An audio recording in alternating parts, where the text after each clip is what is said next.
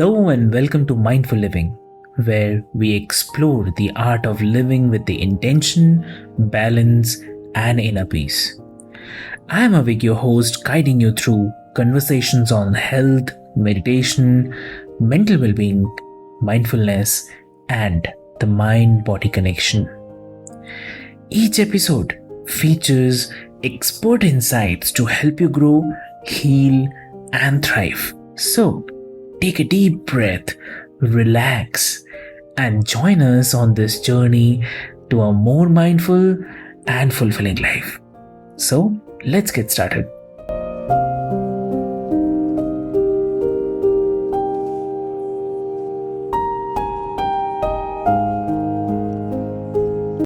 Hello and welcome, listeners, to the Mindful Living podcast. I'm your host, Sana, and today we have a truly empowering conversation for you in store. Our guest is Lauren Fay, an alcohol free empowerment coach, Reiki master teacher, and sound bowl practitioner.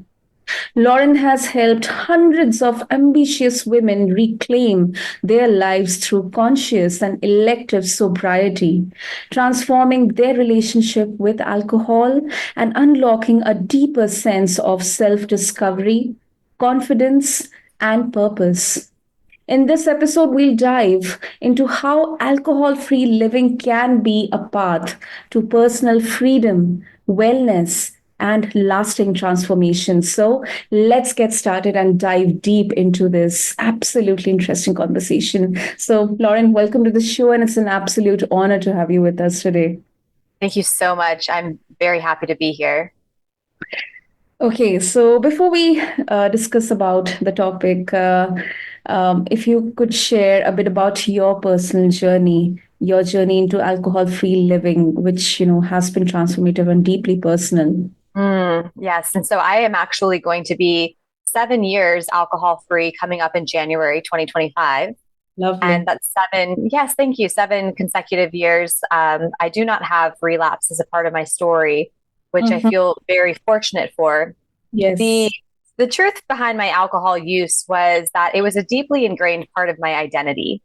And so, starting even as a little girl, I saw alcohol as a very alluring, seductive, romanticization activity that I wanted to be a part of.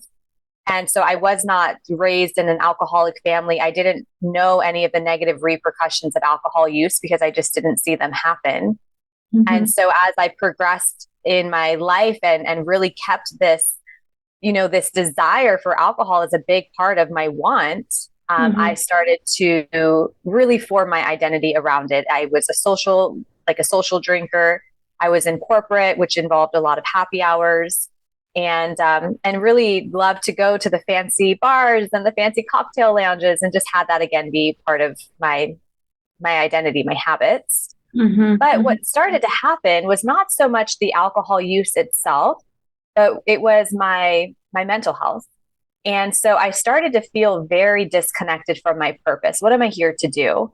What actually brings me joy? I felt like I was going through the motions, doing a lot of what I thought I should be doing, and didn't truly know what would make me come alive. And so as I started to disconnect further and further from myself, I started to drink more alcohol. And so my alcohol consumption went up as my mental health went down. And so ultimately, the relationship with alcohol, it was unhealthy. I was over consuming, but it really was the space of who am I? What am I here to do? Can I live my life free from this debilitating fear of disappointing people or being a perfectionist or caring so much about what people think of me? The more and more and more that I latched onto those thoughts, the more I drank alcohol. And so eventually it got to the point where I realized if I ever wanted to break free from all of those thoughts, I would have to stop drinking alcohol. I was able to see the connection. I didn't necessarily believe that alcohol was causing my problems, but I did know that if I wanted to solve the problems that I was experiencing, I would need to stop drinking alcohol. And so I did. I just stopped drinking alcohol, and I have been alcohol free ever since. Lovely, lovely. That's a really empowering journey. And thanks for sharing that with all of us, Lauren. And more power to you. Thank you. So, conscious sobriety, it of course goes beyond simply abstaining from alcohol. It's more about transforming the relationship with it. How do you guide women in shifting their mindset and beliefs around alcohol to create that lasting change? Precisely. So conscious sobriety is the understanding that there's so much more available to you without alcohol being a part of your experience. And then suddenly it's not so much about simply abstaining from alcohol. It's about creating a life where alcohol does not fit anymore. The identity shift where you no longer identify as a human who consumes alcohol to lighten up or to be able to speak, better or not have fear during public speaking or relax at the end of the night. And you re-identify as a human who doesn't need to do those things anymore via alcohol. And it's a very conscious choice. We're reframing those beliefs that alcohol is helping. We're reframing the beliefs that alcohol is something that's important to you. And all of these things are true at one point, but we're reframing them and we're making them so they're no longer true so that you can move on and away from alcohol. That sounds interesting. Um, so, some people believe that moderate drinking, drinking occasionally, when controlled, it is harmless and even socially important.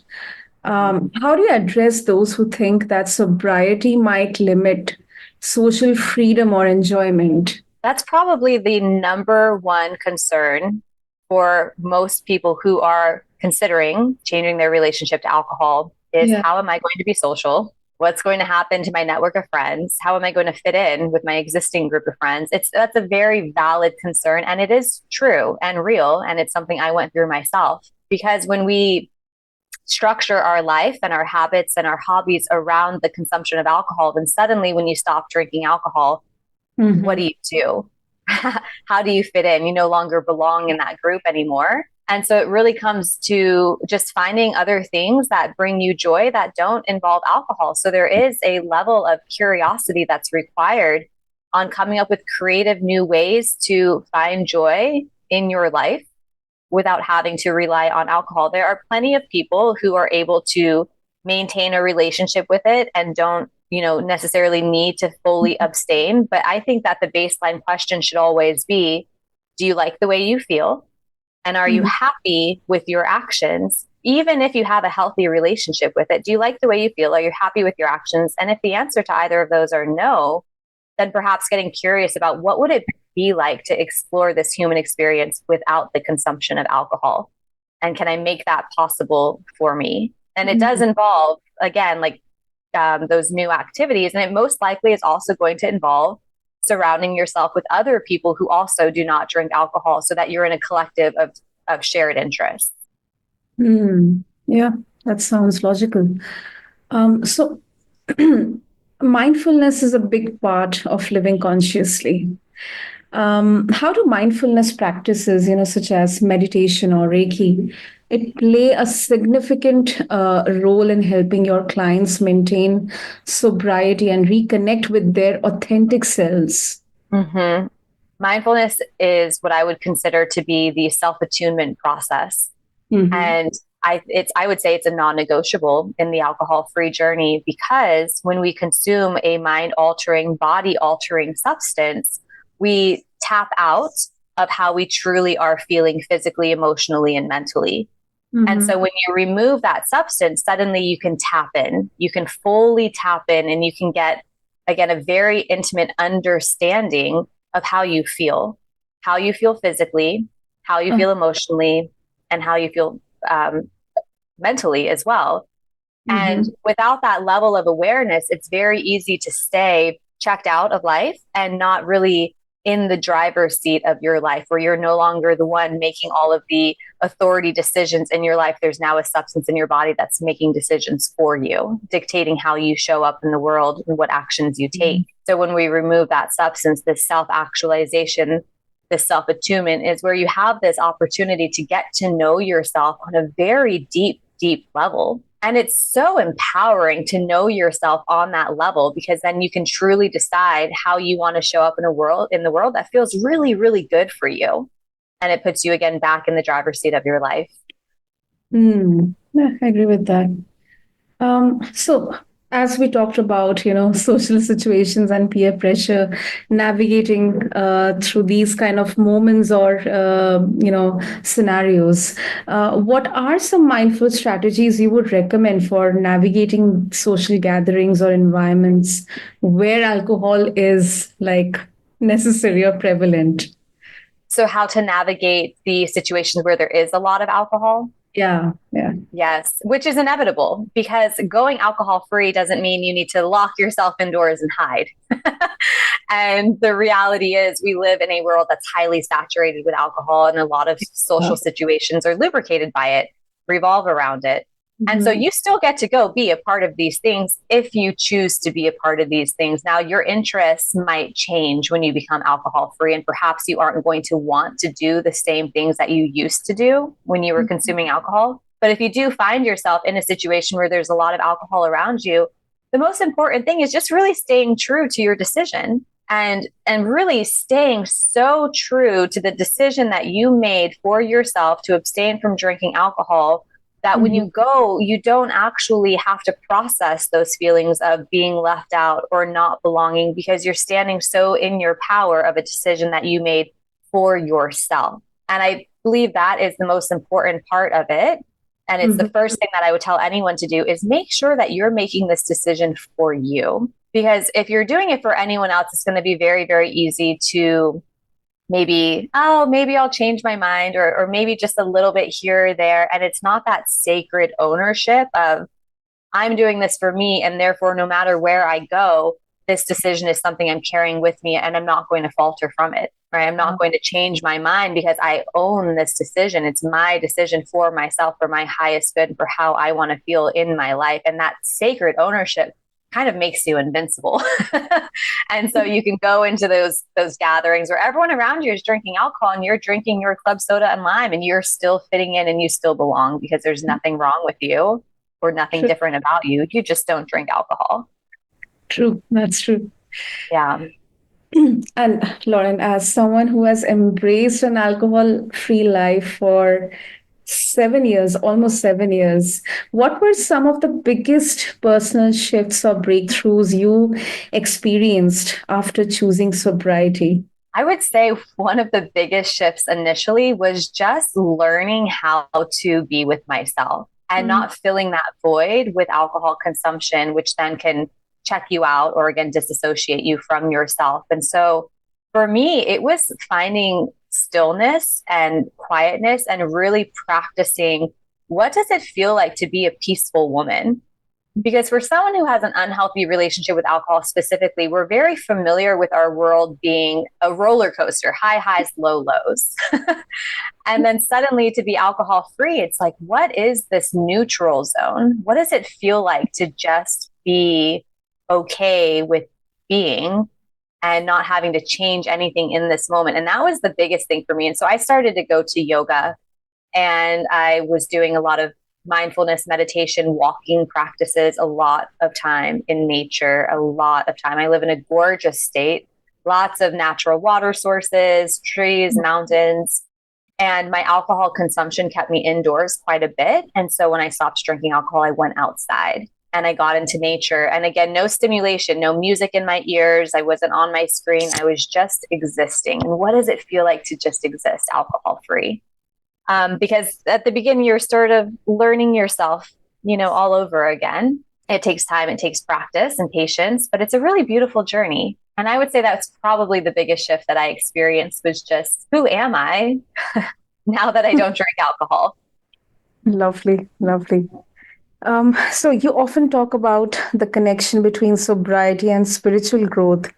So how does choosing an alcohol-free lifestyle help women tap into their intuition, ambition, and even a deeper purpose to fulfill? Mm-hmm. Well, again, we're removing that substance that is mind altering.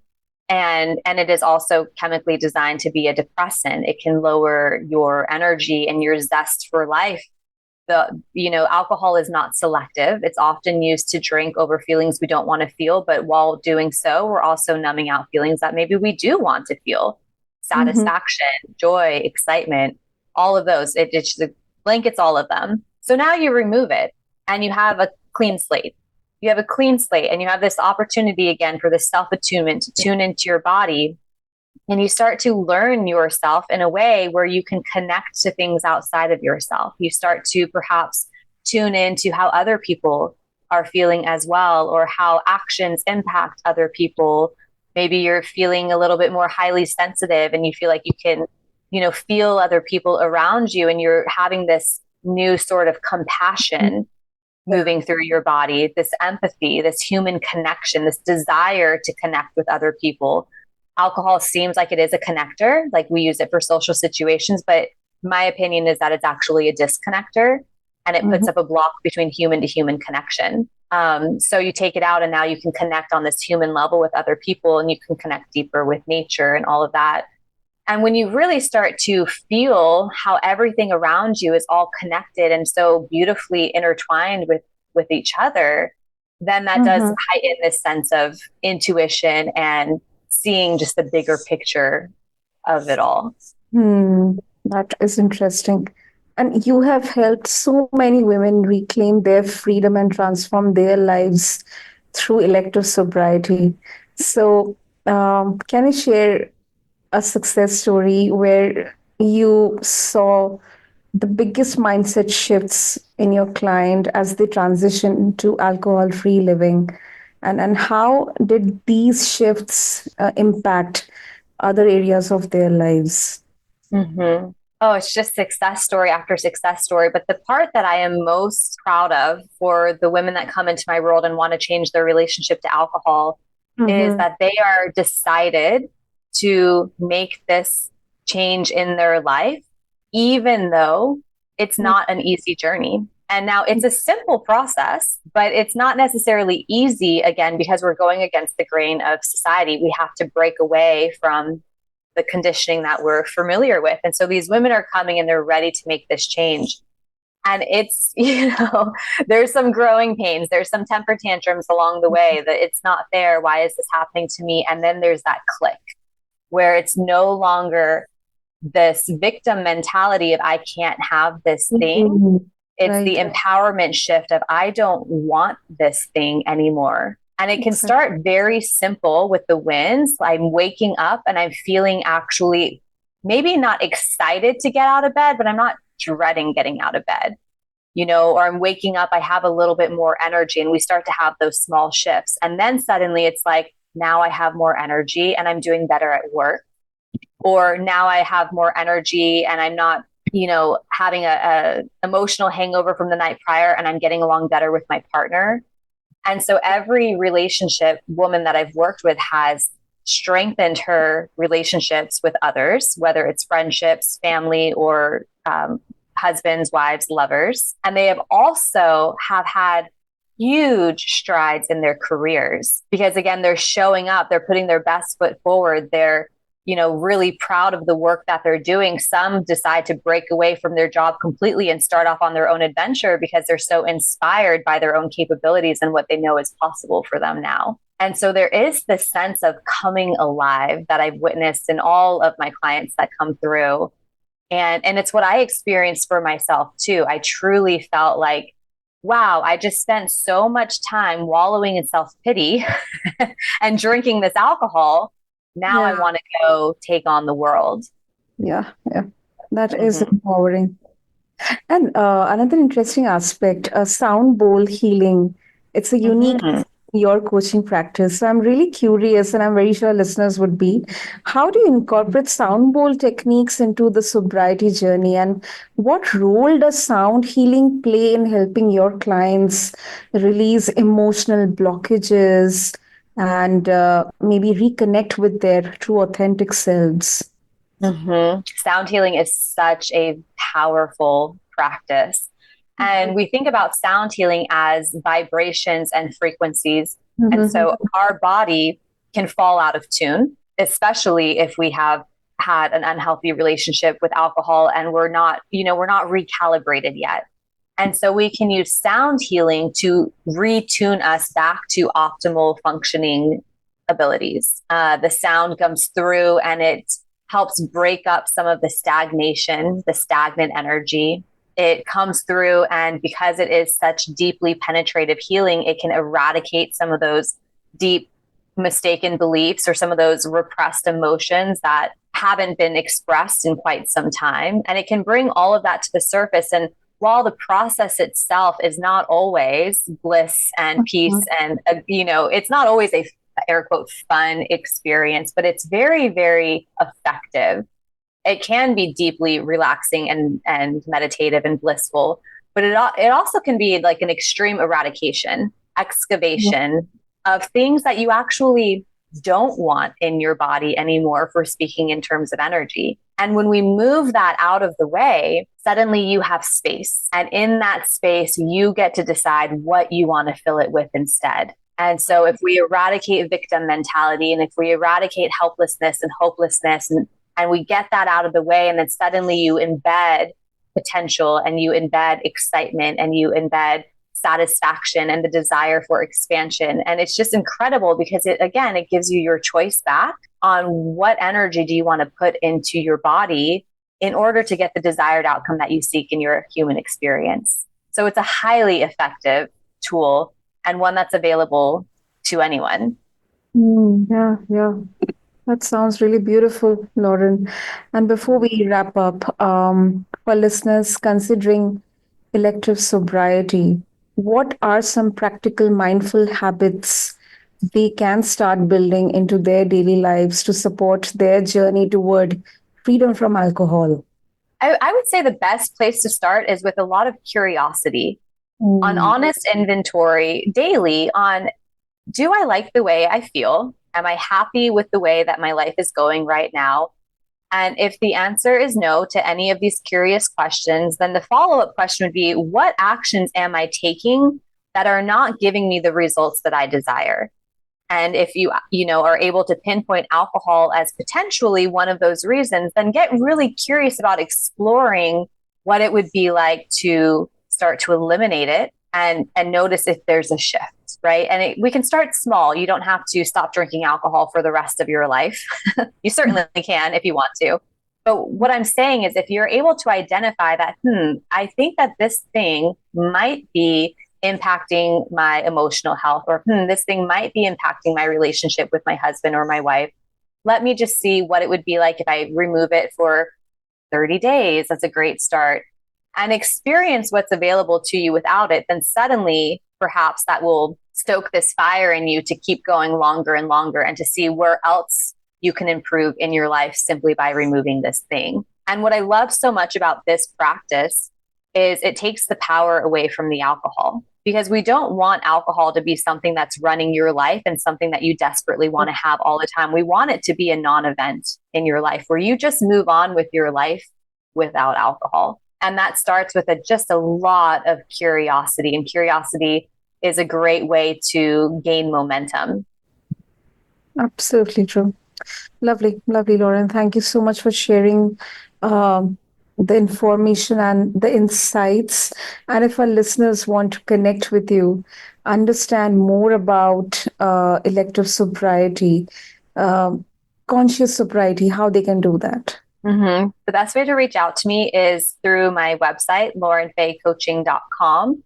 I have a couple free resources there, but also a way that you can book a phone call with me. And that might feel like a big first step for some people, to jump right on a phone call. So you can go through the free resources first. But ultimately, to get on a phone call together is just a great way for me to learn more about where you're at and to hear what it is that you want to change, and then come up with a game plan for you to actually be able to do that thing. So that's the best place to start, human to human connection. Getting on that phone call, being, talking to a real person who has walked the walk, talk the talk. And I'm ready to hold space for everyone who wants to explore life without alcohol. That is lovely. We'll have all the details mentioned in the show notes for our listeners. And thank you so much, Lauren, for sharing your personal journey and the incredible insights you have gained through conscious sobriety, and it's absolutely clear and so much empowering to know that alcohol free living is not just about what we give up, but about what we stand to gain, freedom, confidence, and a deeper connection to our true selves. So thank you so much for what you're doing, and thank you so much for sharing today with all our listeners. I appreciate that so much. And exactly how you just said it, what we stand to gain makes this available to every single person, not just a person who is struggling with alcohol. So it's available to anyone. And I'm just glad that you said it the way that you said it. Thank you so much. Lovely, Lauren. Thank you for those kind words. And for our listeners, if you want to learn more about Lauren's work or explore her alcohol free empowerment coaching, be sure to check out the show notes along with this episode on your favorite podcast platform. And also share it with anyone you know you love who may need it. So, thank you to everyone for joining us. And remember to stay mindful and live with purpose. Until next time, this is your host, Sana, signing off.